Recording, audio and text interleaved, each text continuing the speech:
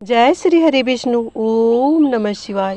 प्रिय भक्तगणों, आज फागुन शुक्ल पक्ष आमल की एकादशी है। आइए इस वीडियो के माध्यम से सुनते हैं आमल एकादशी व्रत कथा, जो कि व्रतों में महाव्रत है। ये कथा सुनने मात्र से 1000 गौदान के बराबर फल प्राप्त होता है। जाने अनजाने में भी अगर इस व्रत कथा को सुन लिया जाए तो मनुष्य को मुक्ति अवश्य प्राप्त होती है, क्योंकि ये ऐसी एक एकादशी है जिसको एक ही साथ महादेव और विष्णु भगवान की पूजा की जाती है। इस एकादशी का नाम आमल क्यों पड़ा और इसका दूसरा नाम भी रंगभरी एकादशी है। रंगभरी एकादशी नाम क्यों पड़ा, तो प्रिय दोस्तों बने रहिए मेरे साथ वीडियो में। अगर मेरी वीडियो अच्छी लगती है तो वीडियो को लाइक करें, चैनल को सब्सक्राइब करें, बेल आइकन को प्रेस करें, जिससे मेरी वीडियो का न्यू नोटिफिकेशन सबसे पहले आप सभी के पास पहुंचे। प्रिय दोस्तों, मैं फिर से बता दूं कि कमेंट बॉक्स में ओम नमो भगवते वासुदेवाय अवश्य लिखें, क्योंकि ओम नमो भगवते वासुदेवाय विष्णु भगवान का बीज मंत्र है। इसको ज़्यादा से ज़्यादा लिखने से और बोलने से संपूर्ण पाप का नाश हो जाता है और विष्णु भगवान के साथ माँ लक्ष्मी की भी कृपा बनी रहती है। हिंदू धर्म में आमल की एकादशी के दिन व्रत रखने के साथ साथ व्रत कथा सुनने की भी मान्यता है। ऐसा कहा जाता है कि अगर व्रत कथा नहीं सुना जाए तो व्रत का पूर्ण फल प्राप्त नहीं होता है। प्रिय दोस्तों, हिंदू पंचांग के हिसाब से फाल्गुन माह के शुक्ल पक्ष की एकादशी तिथि के दिन आमल एकादशी का व्रत रखा जाता है। इस दिन भगवान विष्णु की पूजा और व्रत कथा सुनने का महत्व है। इतना ही नहीं, यही एकमात्र ऐसी एकादशी है जिसमें भगवान शिव की पूजा अर्चना करने का भी विधान है। इस एकादशी को रंगभरी एकादशी के नाम से भी जाना जाता है। आपको बता दें, इस साल आमल की एकादशी का व्रत 10 मार्च को रखा जा रहा है। अब ऐसे में जो जातक इस दिन व्रत रख रहे हैं उन्हें व्रत कथा जरूर सुननी चाहिए, क्योंकि जाने अनजाने में एक शिकारी ने कथा सुन लिया था और जाने अनजाने में रात्रि में जागरण किया था तो उसको राजपाट मिला था। प्रिय दोस्तों, ये कथा बहुत ही पौराणिक और रोचक है। इस कथा को खुद कृष्ण भगवान युधिष्ठिर को सुना रहे हैं। इस कथा को आधा अधूरा कभी नहीं सुने, वरना आपको पाप भी लग सकता है। इस कथा को पूरा सुने। पौराणिक कथा के अनुसार वैदिक नामक एक समृद्ध नगर था। इस नगर में ब्राह्मण, क्षत्रिय, वैश्य और शूद्र सभी सद्भाव से रहते थे। सभी नगरवासी भगवान विष्णु के अनन्य भक्त थे और वहाँ कोई भी नास्तिक नहीं था। इस धार्मिक नगर के राजा चैत्ररथ थे, जो अपनी विद्वता और धार्मिकता के लिए जाने जाते थे। उनके शासन में कोई भी व्यक्ति दरिद्र नहीं था और सभी नगरवासी एकादशी का व्रत श्रद्धापूर्वक रखते थे। एक बार फाल्गुन मास में आमल एकादशी का पवित्र व्रत आया। नगर के सभी निवासियों और राजा ने इस व्रत को भक्ति भाव से मनाया। उन्होंने मंदिर में आंवले की वृक्ष की पूजा की और पूरी रात भगवान विष्णु के भजन कीर्तन में जागरण किया। उसी रात एक पापी शिकारी जो भूख और प्यास से व्याकुल था मंदिर में आया। वह मंदिर के एक कोने में बैठ गया और जागरण में शामिल हो गया। भगवान विष्णु और एकादशी की महिमा की कथा सुनी। इस प्रकार अनजाने में ही शिकारी ने भी पूरी रात जागरण में बिता दी। सुबह होने पर सभी नगरवासी अपने घर को लौट गए और शिकारी भी अपने घर चला गया। कुछ समय बाद शिकारी की मृत्यु हो गई, परंतु आमल की एकादशी कथा सुनने और जागरण में भाग लेने के पुण्य के कारण उसका पुनर्जन्म राजा विदुरथ के पुत्र के रूप में हुआ। राजा ने उसका नाम वसुरथ रखा। वसुरथ बड़ा होकर एक शक्तिशाली राजा बना। एक दिन वह शिकार के लिए निकला, लेकिन जंगल में रास्ता भटक गया। थककर वह एक पेड़ के नीचे सो गया।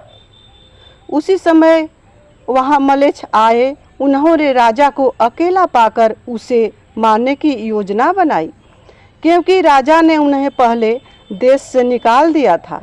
उन्होंने राजा पर हथियार फेंके, लेकिन आश्चर्यजनक रूप से उनके हथियार फूलों में बदल गए और राजा पर गिरे। इसके बाद सभी मलेच्छ अचानक जमीन पर गिरकर मर गए। जब राजा बसुरथ की नींद खुली तो उसने देखा कि उसके शत्रु मृत पड़े हैं। वह हैरान था और उसने सोचा कि किसने उसकी रक्षा की।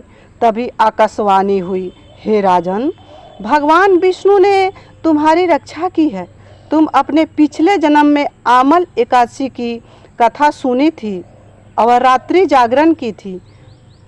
उसी पुण्य के कारण आज तुम शत्रुओं से सुरक्षित हो। हे राजा, इस व्रत को जो कथा को सुनता है, व्रत को करता है, उसको सभी ओर से भगवान विष्णु रक्षा करते हैं। 1000 गौ दान के बराबर पुण्य की प्राप्ति होती है इस कथा को सुनने मात्र से। प्रिय दोस्तों, जय श्री हरि विष्णु, ओम नमः शिवाय। प्रिय दोस्तों, इस कथा को अवश्य सुने और कथा अच्छा लगे तो लाइक भी अवश्य करें। प्रिय दोस्तों, आज अब जानेंगे कि इस एकादशी का नाम आमल एकादशी क्यों पड़ा।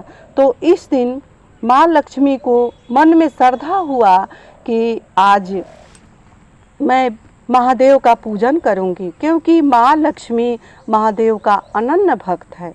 तो माँ लक्ष्मी ने चारों तरफ देखा, उसको कहीं कुछ नहीं मिला।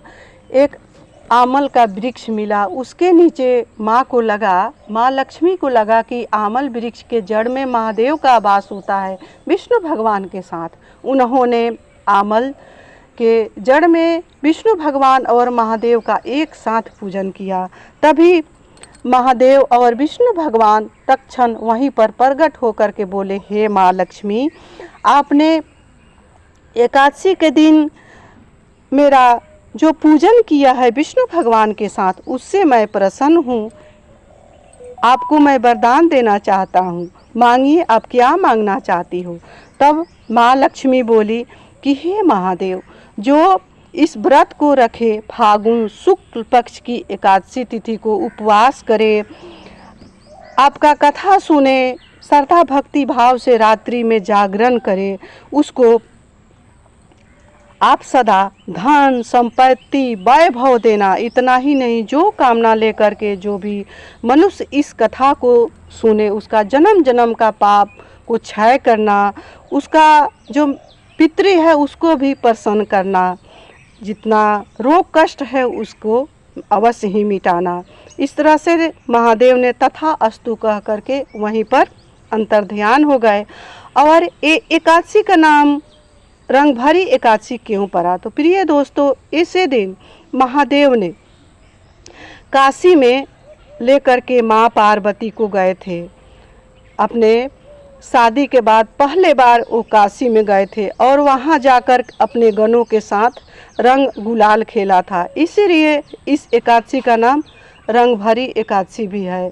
इस दिन महादेव को गुलाल अवश्य लगाएं, विष्णु भगवान को गुलाल अबीर अवश्य लगाएं, रात्रि को जागरण करें, धूप दीप करें और विष्णु भगवान का कीर्तन भजन करें। हो सके तो भगवान विष्णु का 11वां अध्याय भागवत महापुराण का अवश्य विष्णु भगवान के सामने बैठ करके करें। इससे पुण्य फल की प्राप्ति होती है। अगले दिन पारण के दिन सुबह जल्दी से उठ करके फिर विष्णु भगवान का पूजन करें और हाथ में जल कुसा तिल लेकर के संकल्प करें, अपना नाम और गोत्र बोलते हुए कि हे विष्णु भगवान, मेरे व्रत को सफल करना, मेरी जो भी कामना है उसको कहना और मेरे कामना को पूर्ण करना, जन्म जन्म के पाप को क्षय करना। इस तरह से अपने व्रत को रखना और व्रत खोलने से पहले कुछ ब्राह्मण को दान दक्षिणा देना, सीधा कच्चा अनाज का दान अवश्य करें